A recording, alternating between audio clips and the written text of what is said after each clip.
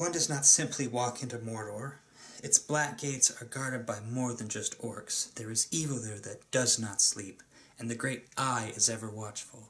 It is a barren wasteland, riddled with fire and ash and dust. The very air you breathe is a poisonous fume. Not with 10,000 men could you do this. It is folly. Or can they? This is my review of Middle-earth: Shadow of Mordor. Middle-earth: Shadow of Mordor is a bit of an odd experiment. It takes place in the same universe as the Peter Jackson film series, but with a grittier, more violent and darker feel. The game places you in the role of Talion, or not Boromir as I like to call him. Talion is a Gondorian ranger much like Aragorn, out for revenge after the Black Hand of Sauron murders the family of our hero and Talion himself. Talion somehow survives and becomes part man, part wraith with the help of a mysterious elven spirit accompanying him throughout Mordor. So Talion sets out on his quest to find those responsible for he and his family's murder and attempting to break the curse that he has and discover the secrets of his new companion, like who he is and how important his role in the world was, and believe me, it's a big one once it's revealed. The game is set in Mordor, obviously, with a sizable open-world map just ripe for exploration, with main quests, side quests, artifact collectibles with memories of Middle-earth to uncover, and assassination and rescue missions, with hunting and gathering challenges available as well. While Mordor is a blast to explore, it would have been nice to leave the Black Gates for a while and explore other Middle-earth locations, such as Rohan, Rivendell, Gondor, Isengard, Mines of Moria, Weathertop, or the Lonely Mountain even, or even the Shire, in order to give players a true open-world experience, such as Skyrim. I was surprised that there are actually lush and green areas to Mordor, which come into play about halfway through the main campaign, which really takes a nice detour from the rocks, cliffs, and dust that Mordor is usually associated with. So that was a nice touch and gave us another side of this evil land, that there's actually beauty there as well. The gameplay in Shadow of Mordor is also really fun, even though it's not exactly original.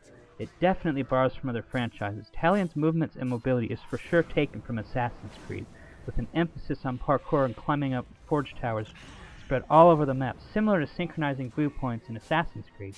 Finding these allows for missions and collectibles to be shown on the map, making it much easier to complete the game to 100%. The game's combat system takes a similar approach to Rocksteady's Batman Arkham series, with fast fluid attacks complete with counters, strikes, magic, and brutal executions to the enemies found in Mordor. The neatest feature to Talion's tale has to be the Nemesis System, which is both a blessing and a curse. The system essentially allows any random orc that kills Talion to remember killing him, in order to be promoted in Sauron's army, and makes for grudges to be held when they discover Talion is still alive after killing him multiple times. Each individual orc has his own personal strengths and weaknesses, which can only be discovered by Talion by finding informants and gaining new intel, again similar to the Riddler trophies in Batman Arkham City. Talion is also upgradable in the form of his skills and weapons. While you can't get alternate swords, bows, or daggers, you can, however, upgrade those weapons with runes found by killing orc captains to add more features to each weapon, such as causing more damage, adding poison, and many other options. Talion's abilities can also be upgraded, such as more health, more arrows, and being able to learn new types of executions as well, in order to single-handedly stand against the armies of Sauron.